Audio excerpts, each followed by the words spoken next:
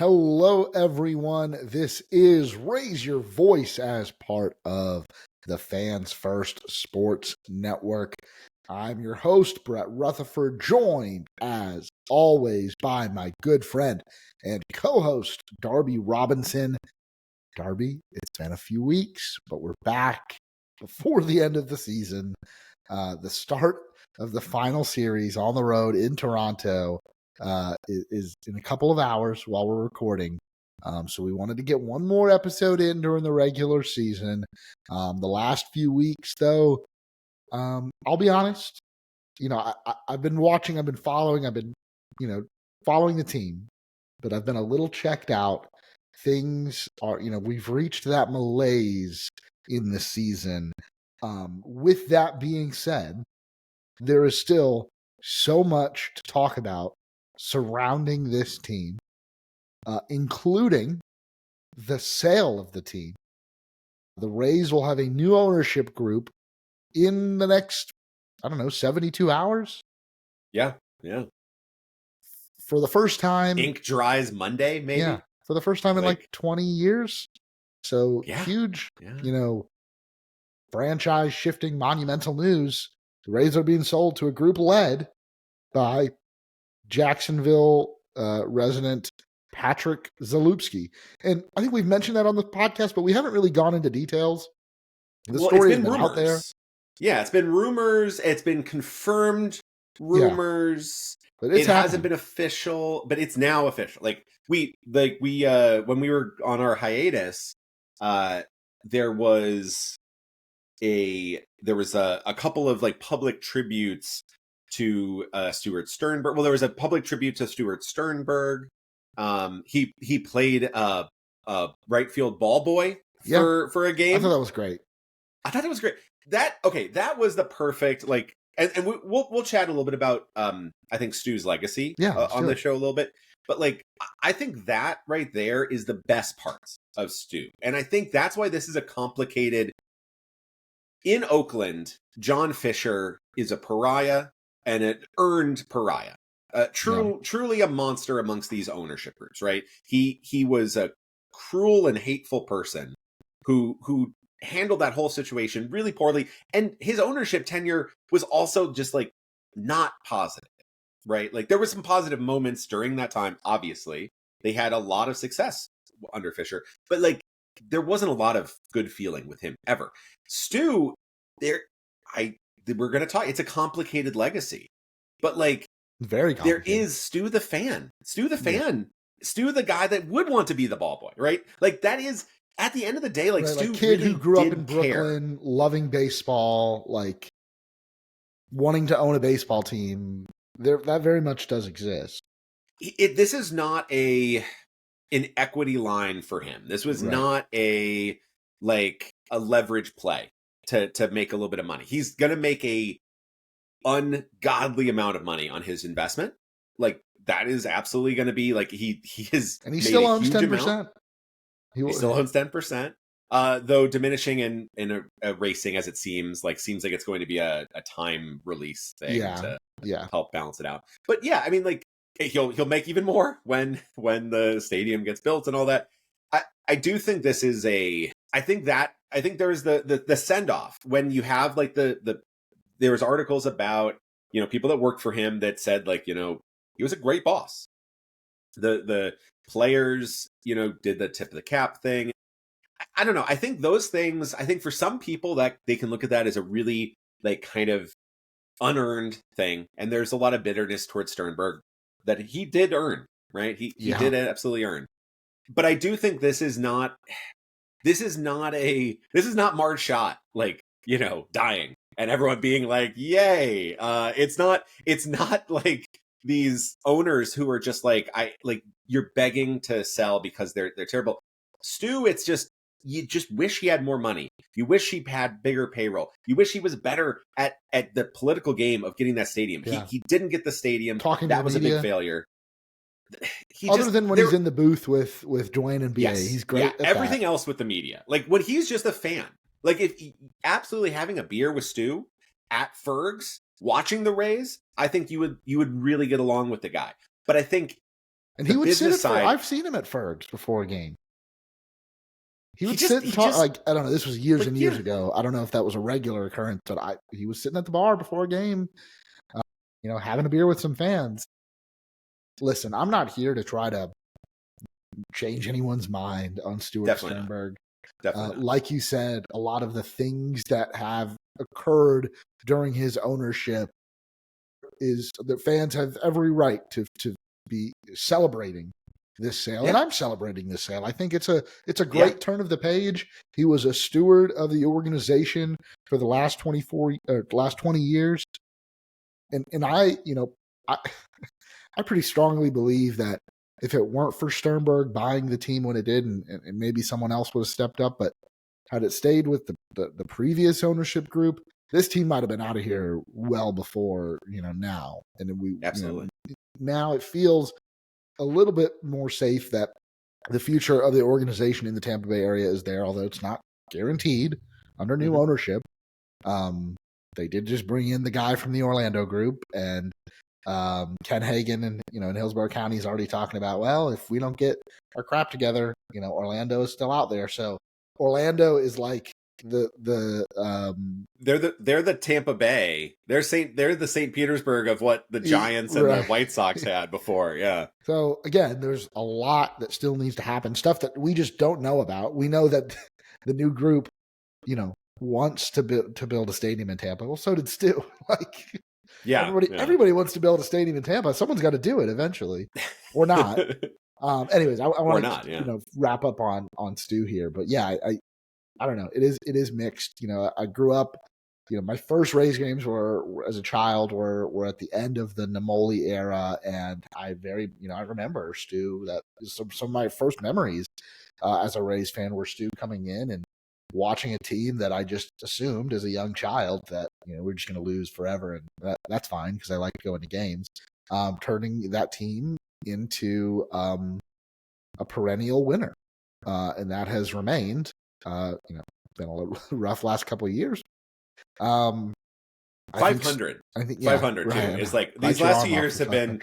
We're in the darkness. We're the most miserable we've ever been Rays fandom, and we have like 30 more wins than the Rockies. What is it since 2008? Just one last place finish.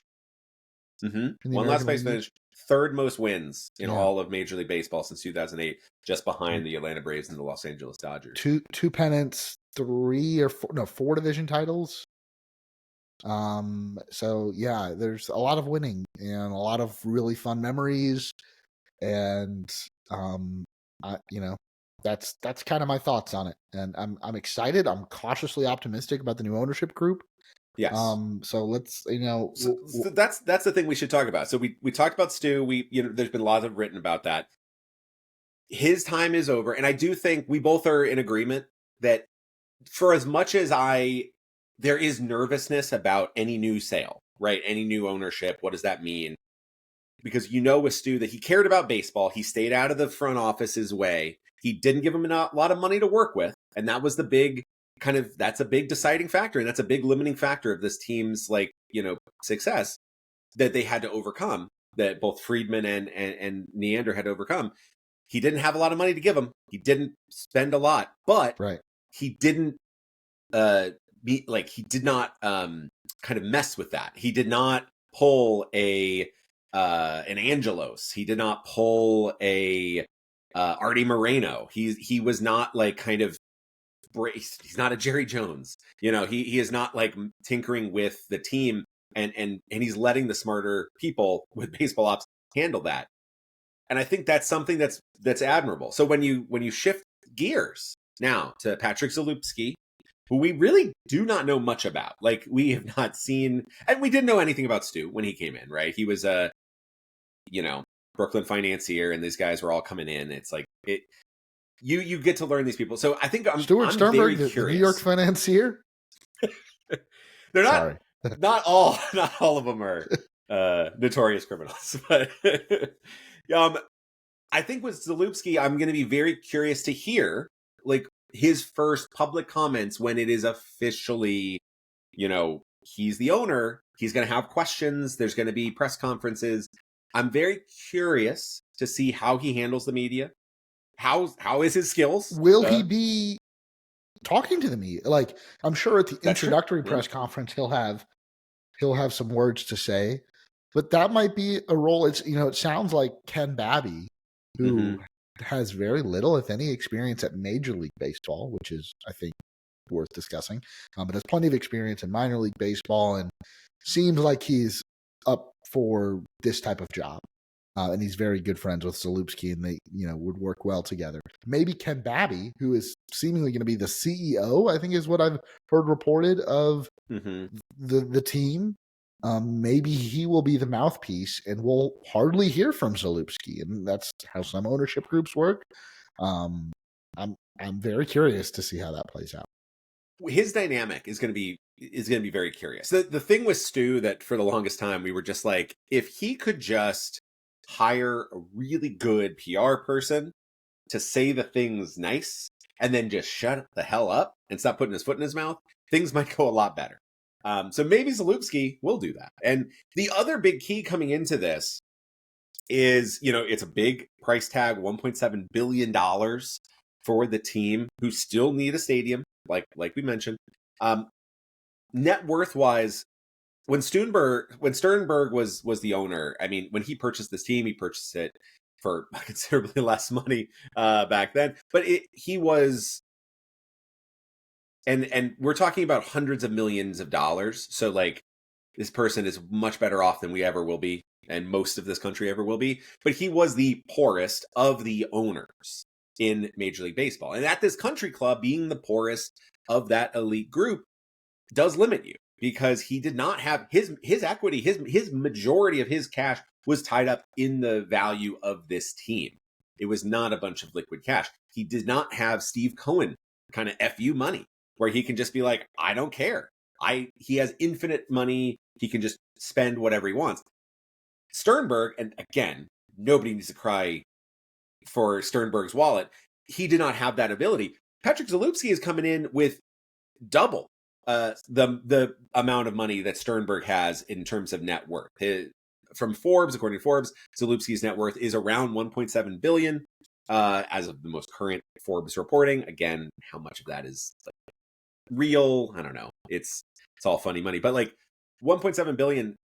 Stu's last one was, I think, like around $800 million, and that was tied up at the team. So that's a significant jump in terms of net worth of the owner, and that puts Zalupski at that net worth as a principal owner.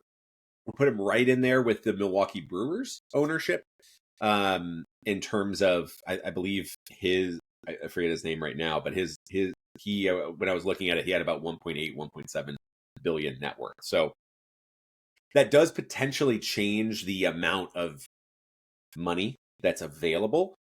That doesn't necessarily mean he's going to spend any of that. We've seen, these owners, they do not spend a percentage. They choose what percentage of their net worth they want to spend. Yeah, no, there's, again, a lot of question marks, and I don't want to like speculate as to what will happen under the new ownership. I do think we can spend some time talking about what we're hopeful for, what we're thinking the team needs, because I think change is good. It's something where I've talked about even down on the baseball operations and the coaching level, that you get a couple of bad postseason exits and then 2 very stale seasons in 24 and 25 that you had a good window, and not to say the window is shut, but maybe there does need to be some changes. I'm not calling for anyone's job, but I do think that an ownership change could lead to some very good things, including a stadium. I think that probably is top of the list for fans, for Rob Manfred, for I don't know, Ron DeSantis, one of Zalupski's buddies. For Chris Latvala, for Ken Hagen, for all of these characters. Yeah, definitely for Ken Hagen, JP Peterson, for all of us. A stadium in Tampa, I think, is probably the biggest thing that this ownership group will be their first thing that is on the top of their list. It is the biggest thing that the previous group didn't get done. They failed.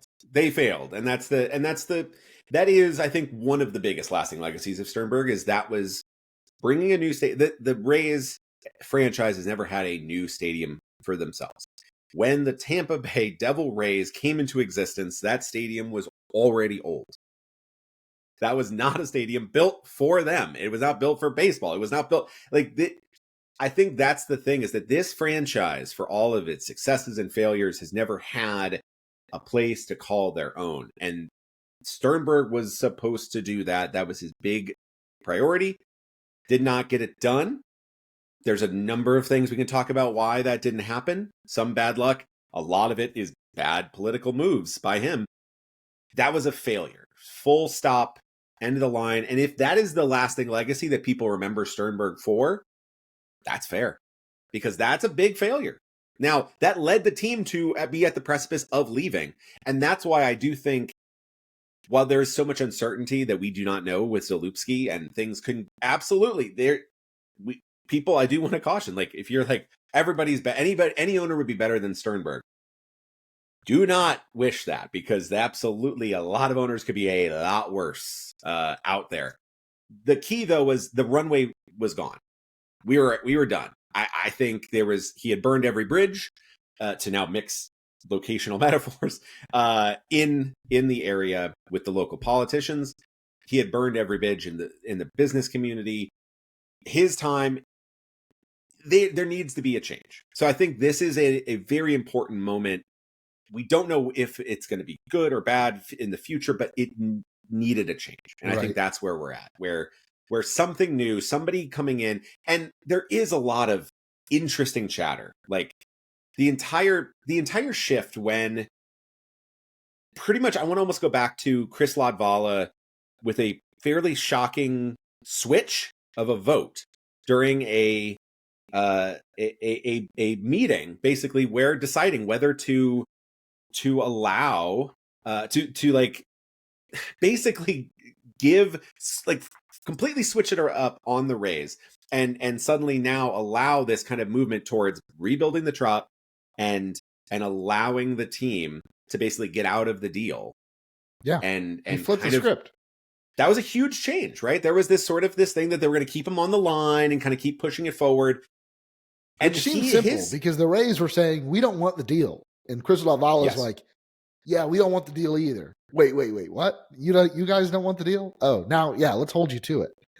But this switch was big, because it did seem like now there's a new change. And his public statements have definitely shifted. Ron DeSantis there was a lot of involvement from Rob Manfred in this whole thing. Mayor Jane Castor also has had some interesting statements. There's been a lot of stuff that leads me to believe, to not speculate wildly, to not rumor mill and not go into the conspiracies, but it does feel like there's a lot of stuff happening behind the scenes, that there's been dinners and wheels have been greased, and I don't know what's going on. But I'm very curious to see, once things start to come to light, like if there's deals, if there's oh, this is a thing. Like, there seems to be a lot of moving parts that are going on in the shadows, where people keep talking about we're pretty confident in this, and we're pretty and less in the way that Stu would say it, and you're like, I don't believe you. Like saying we're pretty confident with a flop sweat, and you're like, I don't think you're fully confident as you are. Yeah. And a big piece of this, we haven't mentioned their names yet, is that the two main people within the Rays organization that were tasked with getting the stadium done, pretty much for the entirety of Stu's tenure as owner, Brian Auld and Matt Silverman. And we have found that both of them will be stepping down from their roles, which was not surprising at all. I mean, they were brought in with Stu. It would be kind of weird for them to stay. They were part of the failure, right, to get a stadium built.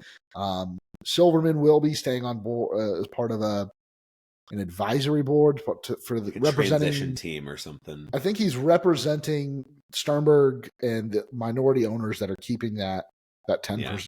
That 10%. He's representing them as part of the transition. And then Auld actually will be also staying in a more like official advisory role, where it sounds like he will be working with the new team coming in.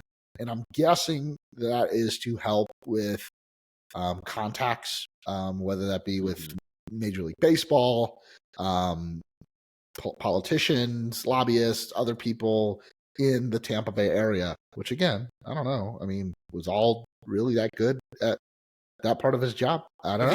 If he has their numbers, they can be like, we'll have somebody else call this guy. Just the iCloud transfer. That's what we need you for. Yeah, we just need we need your emails. Emails can't be wiped yet because there's good information in there.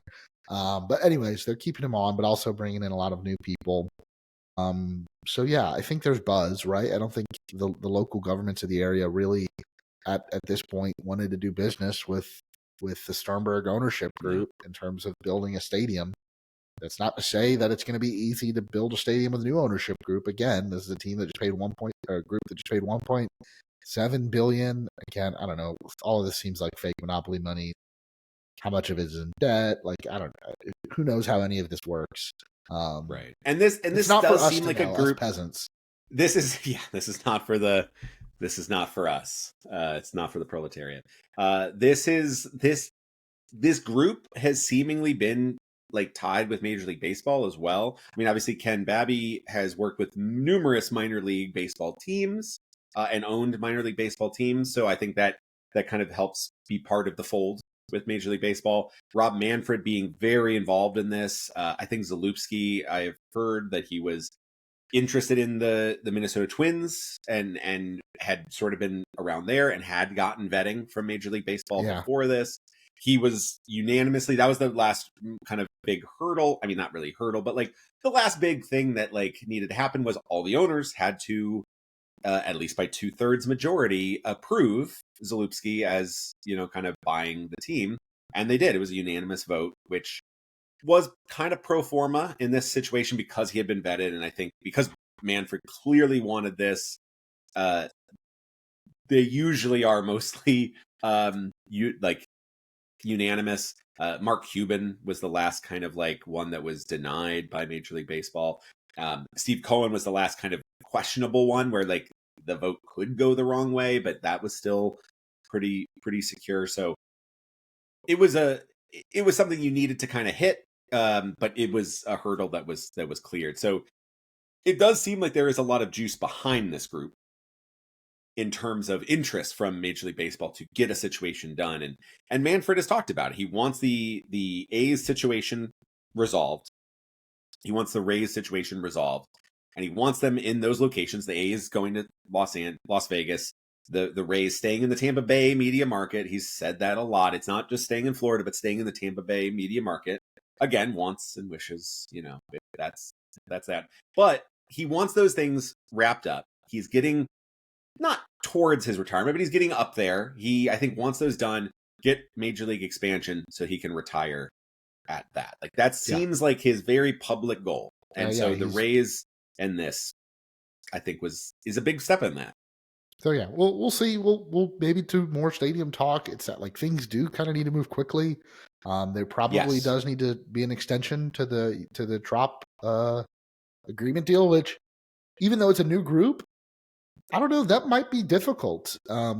St. Petersburg, they're like, we need to figure out how to build on that land. Like, you might need to make some concessions where you allow them to tear up your parking lot and start building on that part of the land and figure out parking for the next few years. Like, even though the deal is dead, like they still need to move forward on whatever that land is going to look like. And it sounds like some of the aspects of that deal are going to stay in place. Like I think the African American History Museum is still being discussed for that land, which is great, because there were lots of other things other than a ballpark that were planned for the historic gas plant district, and it would suck to see the Rays pulling out of the deal be what kills all of that. Multiple, like tons of housing, especially affordable housing. Probably need just more housing instead of a ballpark. Let's just do more affordable housing. And there's parts of that deal that I think were really, really good, and the worst parts of it were probably the stadium. Yeah, I mean, that's the biggest money sink for nobody. Yeah. So yeah, the next thing, and this one isn't important, but I don't know. I've been talking about it for a couple years now. Is I'm hoping for, not right away, but I'm hoping for a refresh in the branding. Yes.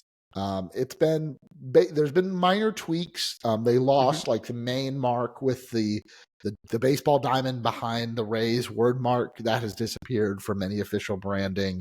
But colors have stayed the same. We've seen some new alternate uniforms, but the base uniform and the road grays are gone now. But the basic uniform, the home white uniforms have stayed.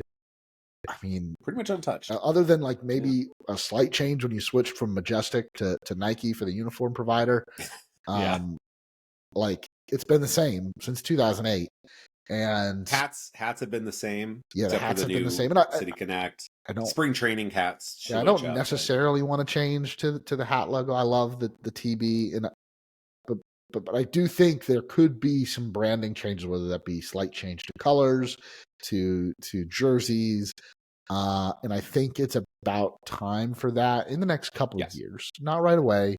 But and we started to see some of that with like I started really talking about it when the City Connect uniforms came out, and I love the Sky Ray, the mark so much. Now, if you're in Tampa, maybe that's less part of your, maybe that's not as much part of your brand, and maybe you're rolling Pelicans out and Palms. new City Connects in a couple of years that will be more emblematic of the whole Tampa Bay area. Will be less tied to St. Pete, like the current ones are with the skating culture. That's not just a St. Pete thing.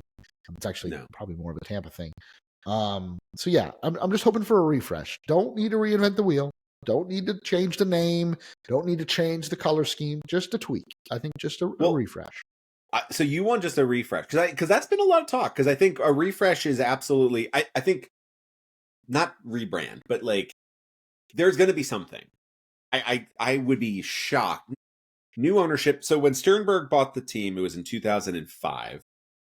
The Rays were not the Rays. They were still the Devil Rays. No uniform change for 3 years. So 2008 was the debut of the new uniform. So I do think you're right. Like I think it's going to be. I think it's coming, but it's not going to be like next year. It's. I think it's going to be some time. Yeah. No. I agree. Could coincide with a new stadium, like moving in. Like I don't want to wait that long, but I also if the stadium doesn't take that long, then maybe that would be great. But like it does feel like it's something that it's obviously not on the top of the it's on the front burner, but you do kind of feel like it is time to have a refresh. But you want a refresh, no?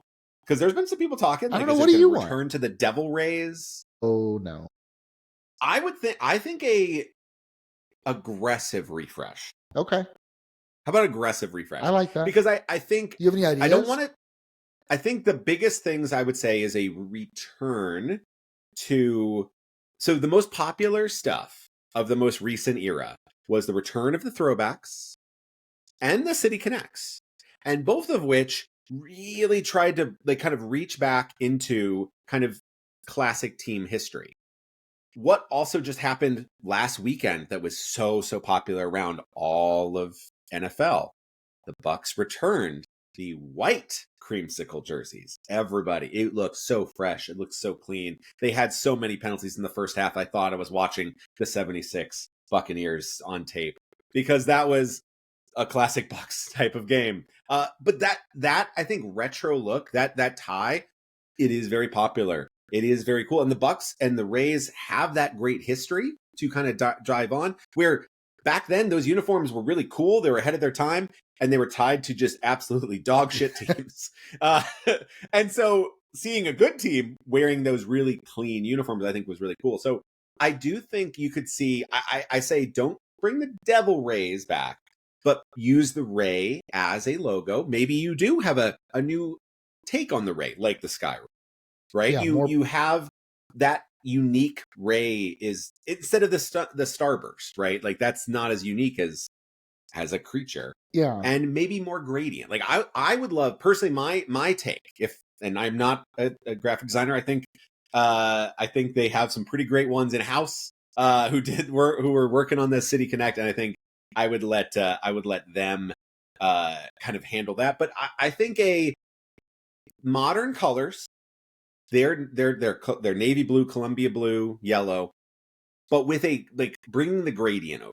Basically, the modern uniform with the gradient, like the gradient and the ray are the two unique pieces for this team, and I think I would bring that over. So this alternate hat that they wore during the 20th anniversary season, I think kind of gets at what you're going towards, where you're not abandoning the navy. Can you see it right now?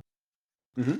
Okay, you're not we're not live on YouTube, hat. But hopefully this will be up as a video on YouTube. And I'm showing the 2018 20th anniversary hat that doesn't abandon the blue, the navy blue, the Columbia blue, the gold of the new Rays era, but it does incorporate a little bit of the purple and the green from the Devil Rays era.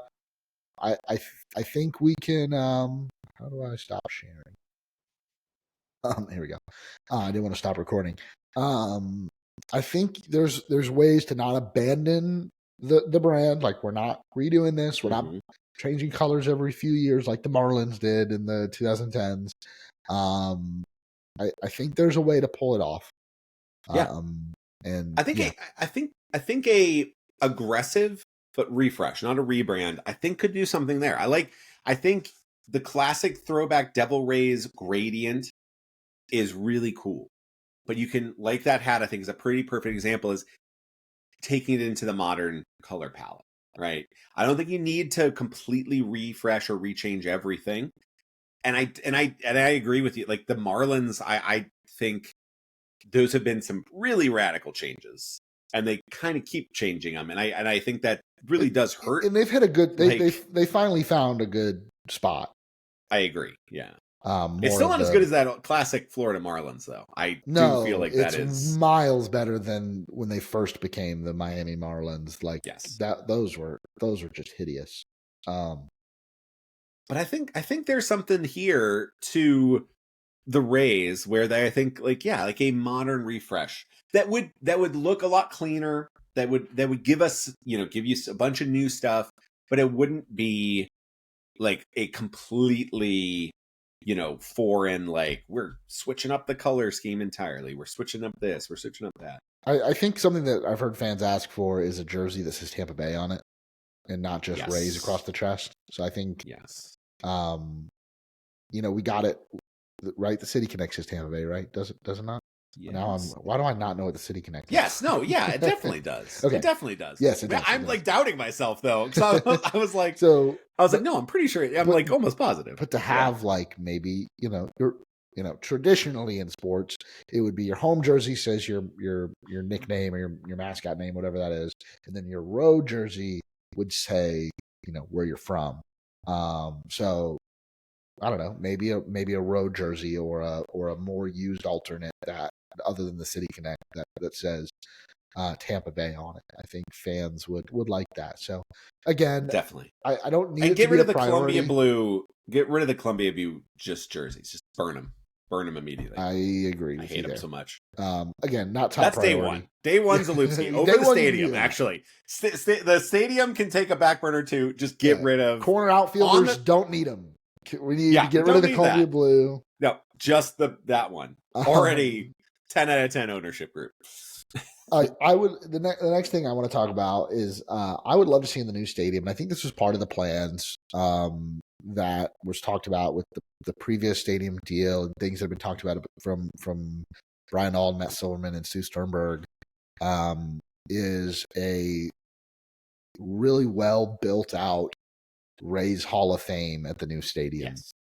We saw them start the Hall of Fame. It was put on pause this year. There are still plenty of guys that need to be inducted, but I've been to Kauffman Stadium a couple of times now, and the Royals Hall of Fame out in the outfield I love just walking through it before a game. Like, it's great. I like walking through with my dad. He grew up a huge Royals fan, and so he gets to see some of the stuff from when he was growing up, a Royals fan, and we now have so many great Rays memories that could be enshrined in a physical space inside the new stadium. And I think that can be such a huge part of the new ballpark. And I don't want it to be minimized or messed up in any way. That, again, I wasn't a huge fan of the statues they did for Longo and Aki. I'm also like, part of me is like, Longo statue deserving. Like, if you like Aki, the moment should be immortalized 100%. You win the pennant for the first time. Like, the two players though that get statues outside are Evan Longoria and Akinori Iwamura, like a decent second baseman that we had for a couple of years. That's a little strange. I don't know what you do with that once you give somebody a statue. Can you take it, unless you find some old tweets or something from Akinori Iwamura? just manufacture them. He's canceled. No, I'm just kidding. I love Aki, but I don't know. Finding other ways to like immortalize those moments, like game 162 and the game 7 in 08 and the Brasso home run, and some of these things. And I'd love to see like an interactive Hall of Fame with videos and broadcast calls. That's one of my favorite, like, because like the classic baseball thing is like you retire the number and you have the number of retirements, which is fine. But I'm not a huge fan of number retirements, honestly. I think it happens far too often. I think it has to be an extremely rare thing, right? I love the like team Hall of Fame like walk. So like Kauffman has it. The Mariners have a similar thing out in behind a home plate. There's like in some of the nicest food areas in there. There's a food hall. There's like a whole back area that is just like team history. There's some memorabilia. There's like Tacoma Rainiers memorabilia from like all the different names, like there were the Tacoma Giants and the Tacoma like other ones. But there's like a whole wall of like different, like there's like a thing about each different player, and there's like little TV monitors that show like different highlights, fun moments, right? And so they have like Dan Wilson, current manager. They have all the big ones. You have Ichiro, Edgar, and Ken Griffey Jr. and Randy Johnson. But they also have like Mike Cameron and John Oler, like the players that are really important to that team, but maybe not. They're not Hall of Famers. You're not going to retire their number. Brett Boone has one, right? Like a few moments. That's where you could have, like notable Rays moments. G-Man Choi would have something. Dan Johnson. Dan Johnson and Mike Brosso. Like Sam Fold gets a little something. You could have his heroes. Run. You could have a heroes. The folk heroes. Of like, we've talked a lot about the Rays folk heroes, and there's a way to do it. There's something to honor that. There's a way to the little Sam Fold giveaway like Superman cape. I would love to have it like a little exhibit with some of the best giveaways from. And the Rays have some amazing ones. Yeah. So like an area that is like, I love modern stadiums that are the things I love about modern stadiums. I love standing room areas where people can go and you don't have to care about the game. You can go with friends and get a drink and eat really good food. And there's a baseball game going on, and maybe you're really into baseball, but your friends are kind of not really. It's still a great time outdoors, right, or in the AC to just kind of get away, have a little fun event. I like that. I love an interactive museum. I love museums. So baseball is the best sport when it comes to history. Like, it is packed with moments, right? You can have, this bat.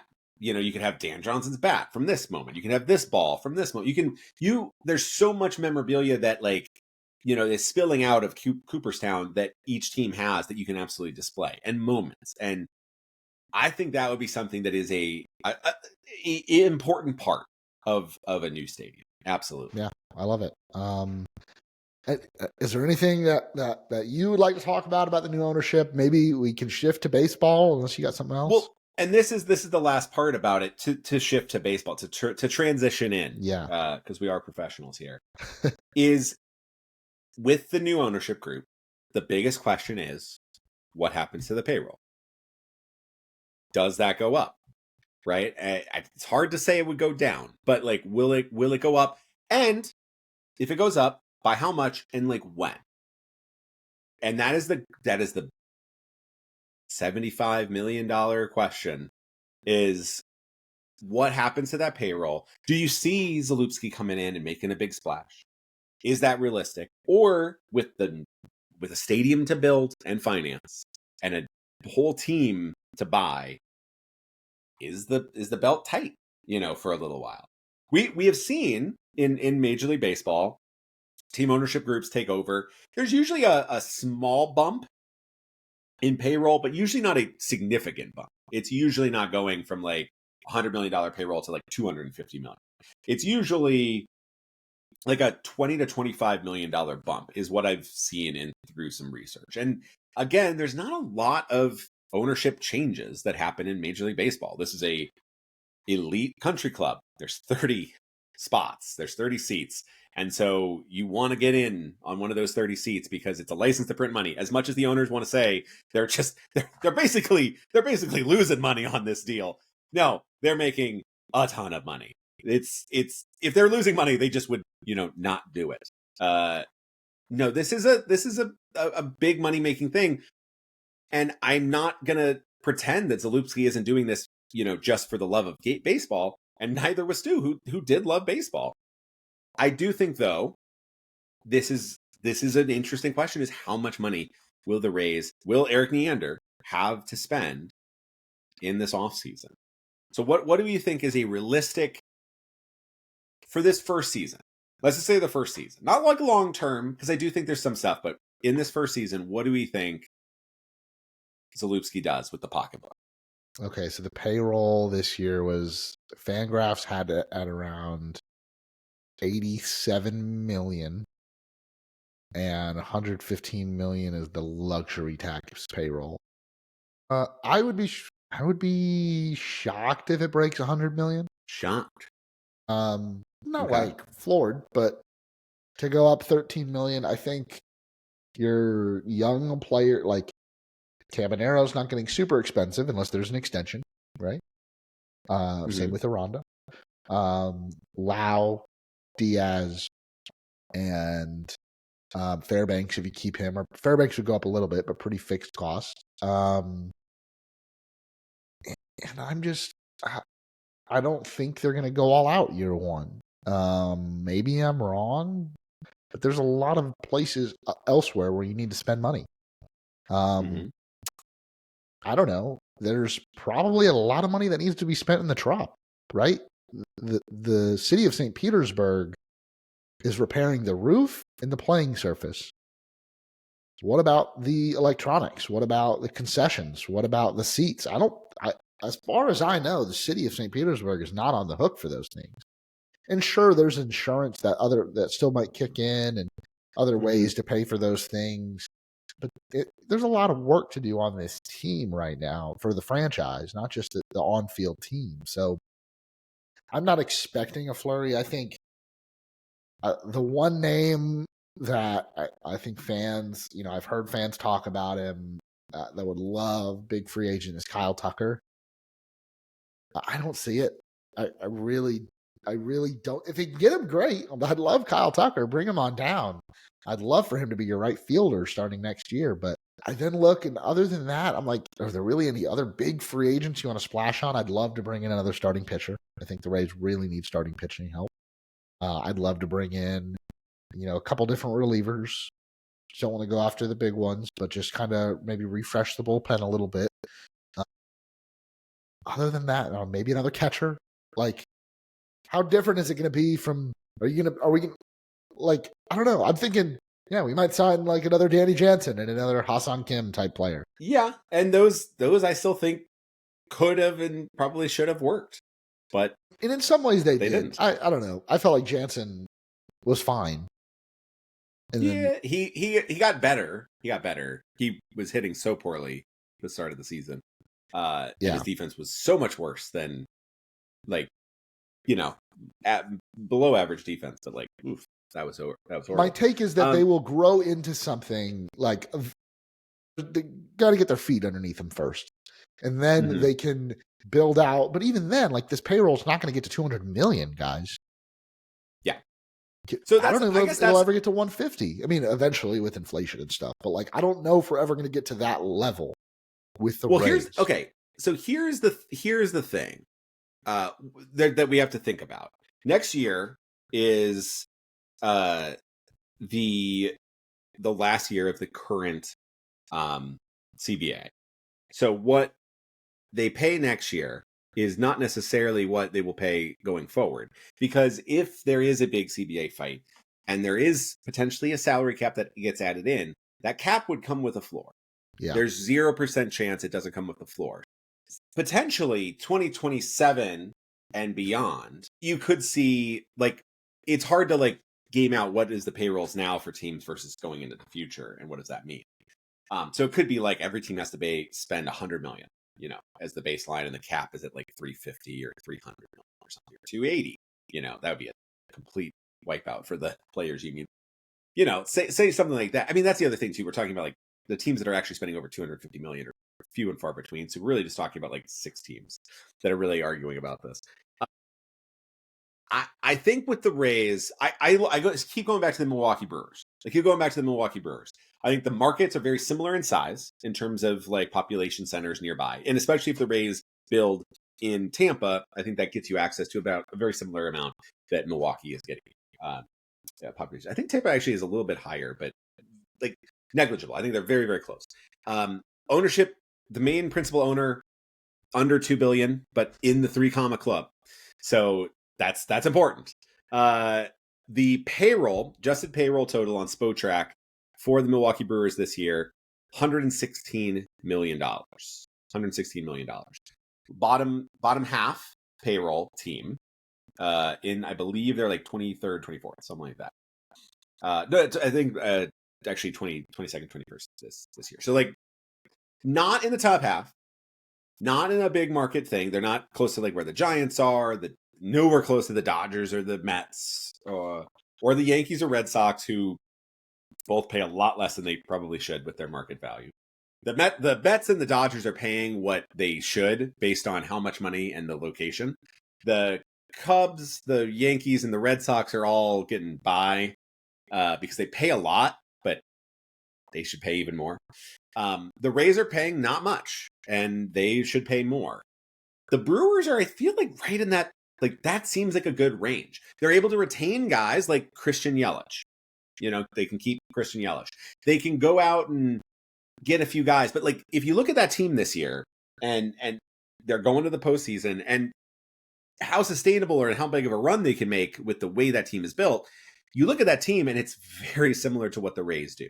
You look at that lineup, and you're not looking at, like, a bunch of brand name people out there. You're looking at a lot of, like, oh, that guy worked out, that guy worked out, that guy worked out, like former first round picks and guys that you traded, Josh Hader and Devin Williams and Corbin Burns for. And so I don't see the Rays dramatically changing the way they do business under Patrick Zalupski. And I don't think that's a bad thing. But I do think if you're expecting a $200 million payroll, I think that's pretty crazy. Like, that's, I think, pure fantasy. But if you're saying, I think we can get to the $115 million range, like the Milwaukee Brewers, I think that should be the expectation. Whether they can get that year one, I think that's kind of silly. But I think 5 years from now, like over the course of time, with some rolling payroll, I want to be in that range. And I think that is both should be the expectations for Major League Baseball. If you're owning one of these teams, you should be spending $100 million. I think just naturally.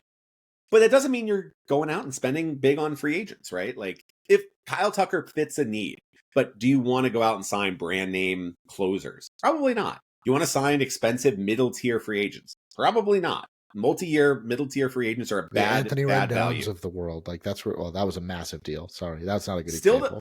Still, the highest paid third baseman this year. Yeah, still Anthony Rendon. That wasn't a great example, but like, you get what I'm saying. There are superstars, and then there's everyone else that gets overpaid, and then there's like a bin that the Rays have typically shopped in with free agency to varying levels of success.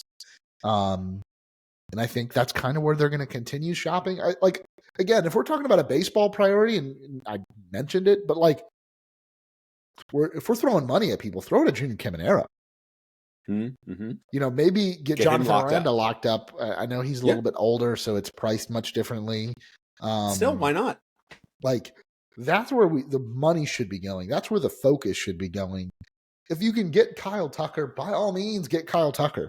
But like Bo Bichette, I mean, I like Bo Bichette, but he totally feels like a guy that only a small number of teams, and it's those really high market teams that you talk about, can afford to not only pay him. Like every team in baseball would love to pay Bo Bichette for his prime years.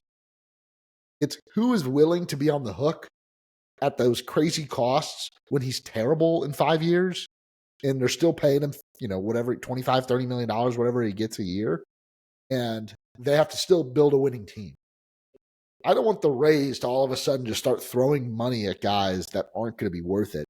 And in all honesty, that's what free agency is. Like, guys get overpaid, and that's fine. Sometimes you have to overpay good players.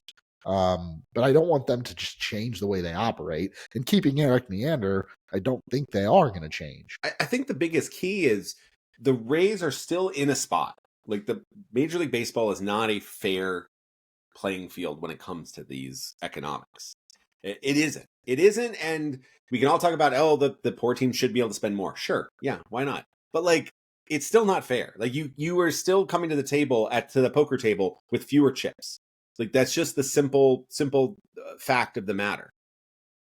That is fine. Like, I'm okay with the sport not being fair. I don't like when people try to pretend it's not, that it is an equal playing ground, that Stu Sternberg had the exact same amount of money as Steve Cohen, because then you're just rejecting reality. Like, there are people that are richer. Like, there are certain people that, like, Steve Cohen is rich by rich people standards. He can do more money. He can spend on stuff that other rich people can't spend on. Like, that's just the nature of the thing.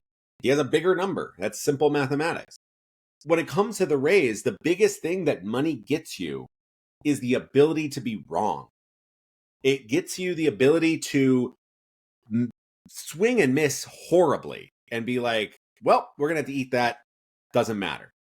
You can, if you're the Dodgers and you sign noted awful human being Trevor Bauer, and then he is noted potential criminal investigation bad person, not just a malcontent narcissist who doesn't know how to like control himself and burns bridges with every team. Suddenly now you're bringing, actual criminal investigations into that, and investigations by Major League Baseball. The Dodgers can then just say like, well, we don't want him around. We're just not going to pay him. Like, we're going to pay him, but we're just not going to use him. And like, well, we're going to eat that money. That's a big loss. Couple $100 million. Like, I think it was $128 million on a 3-year deal. Just going to eat it. Bad.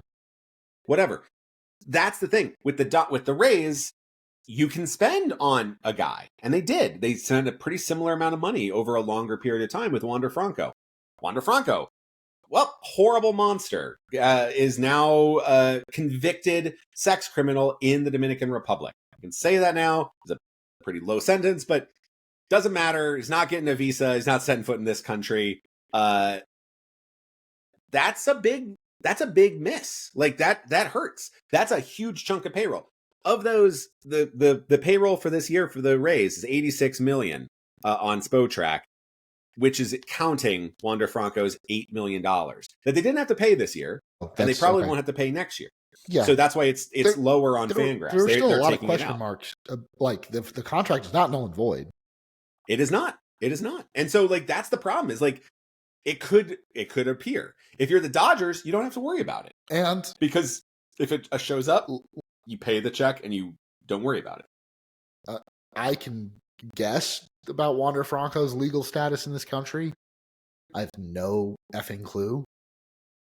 Like, there is a $1 million green card that you can buy now. Yeah. So maybe he'll just do that. And we have no clue what this new ownership's stance is going to be on Wander Franco. Like, that's also true. I'm not saying that they're going to promote him playing, like, that they're going to push that. I had a bold strategy. I had a pretty good idea that, like, okay, I don't think under the previous ownership, I never felt like they were going to try to bring Franco back. I couldn't say that I was sure. The Rays have had, even under Sternberg, players of very questionable character suit up for the team. It's been, less. Kind of not since Andrew Friedman's era. Well, and we talked about Trevor Bauer, so, I mean, Yeah, you're right about that, and maybe a lot of that falls solely on Neander and his team. But like, I don't know, that could cause some major issues if Wander Franco is all of a sudden legally allowed to be in the United States and work, and the new ownership group says, "Yeah, we'd love to have the switch hitting shortstop with Gold Glove defense and 30 home run power at a pretty good cost. That's great business to bring him back and put him in the lineup." Like, we have no clue. There's so many question marks. So again, I don't expect them to just all of a sudden change the way they operate. Yes, I would love to see maybe more extension signed, like maybe closer to the Braves model, signing more guys to team friendly extensions early on, and willing to take the risk is much lower. Yes. If you sign a guy to a 7-year deal when he's a rookie, you eat up like 1 or 2 free agent years, and the costs are pretty controlled. The risk is a lot lower than to give someone even a 4 or 5 year deal in free agency.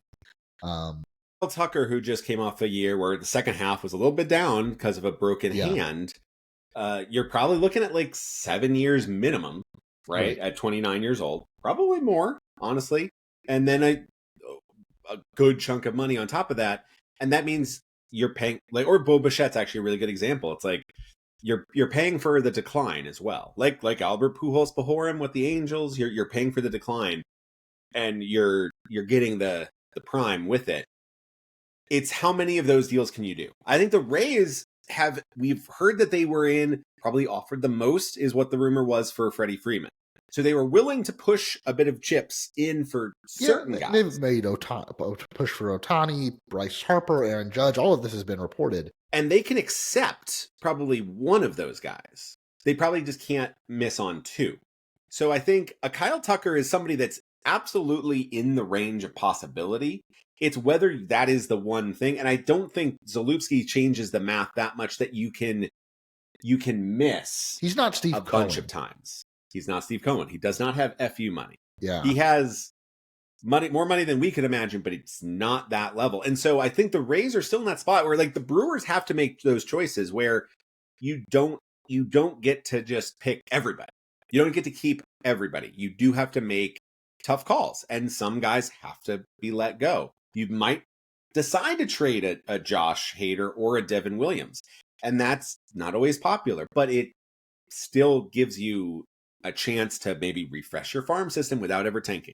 It gives you the chance to maybe sign certain free agents, but not others. It says you can go to 3-year deal, but not to 6. And I think that's where the Rays are at, is I think they can maybe accept maybe a little bit more risk now with Patrick Zalupski, and that payroll can increase a little bit.